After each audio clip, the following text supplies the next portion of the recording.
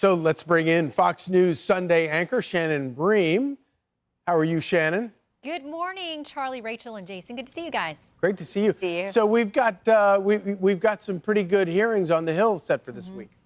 Oh, it's going to be busy, and they directly implicate one of our guests. Tom Cotton is with us exclusively. He's now the chair of the Senate Intelligence Committee, and they're going to have to shepherd through Tulsi Gabbard. And there are a lot of questions from both sides of the aisle about positions that she's had in the past, from, you know, the way that she views some foreign dictators to the use of intel weapons and tools for surveillance. So she's going to have a lot of in-depth questions and a bit of an uphill battle, I think. What about we're going to kick things off on Wednesday. There are some other hearings going on, like Howard Lutnick and whatnot, but all the focus on Wednesday really is going to be on Kennedy because Health and Human Services is an absolute mess and a disaster. But he's taken some positions that I think some people are going to question. But boy, President Trump is adamant that he get in there, and I think he talks a lot of common sense.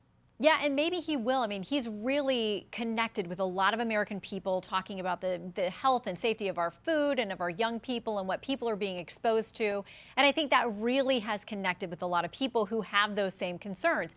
It's interesting because he's got some support, we think, from Democrats and Republicans, but he's also got critiques from Democrats and Republicans. The left doesn't like some of what he's had to say about some of the vaccines. The right is worried about his position on abortion. So he's going to have to answer concerns from both sides when he takes that chair on Wednesday or Thursday. Yeah, that's such a great and interesting point, Shannon, that, you know, the MAHA movement, the Make America Healthy Again, I think has a lot of bipartisan support.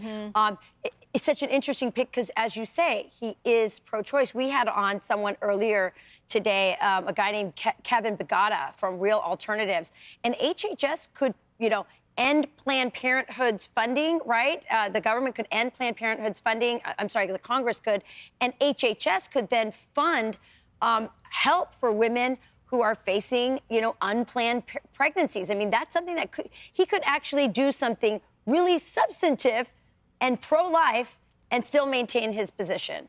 Yeah, I mean, think about our federal agencies like HHS. It's huge. It covers and touches so many things in our lives, and they've got tons of regulatory power.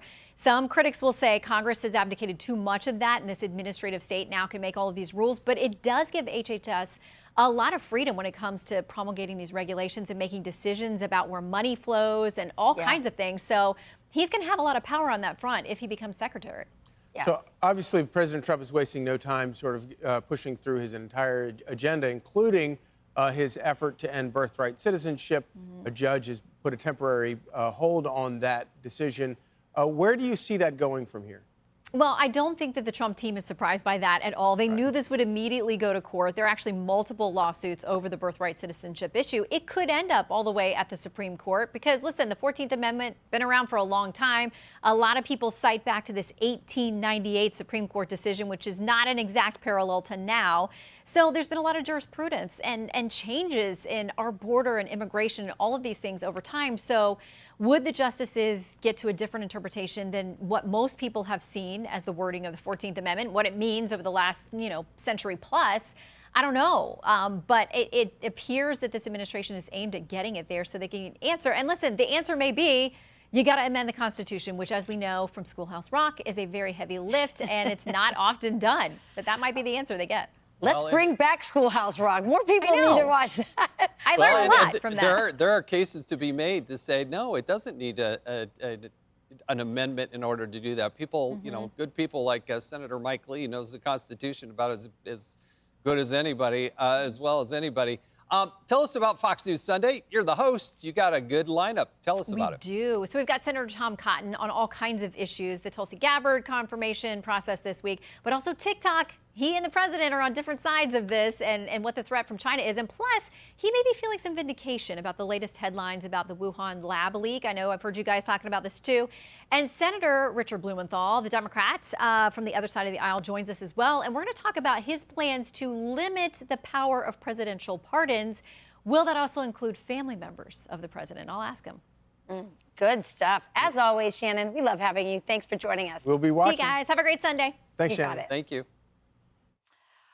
I'm Steve Ducey. I'm Brian Kilmeade. And I'm Ainsley Earhart. And click here to subscribe to the Fox News YouTube page to catch our hottest interviews and most compelling analysis.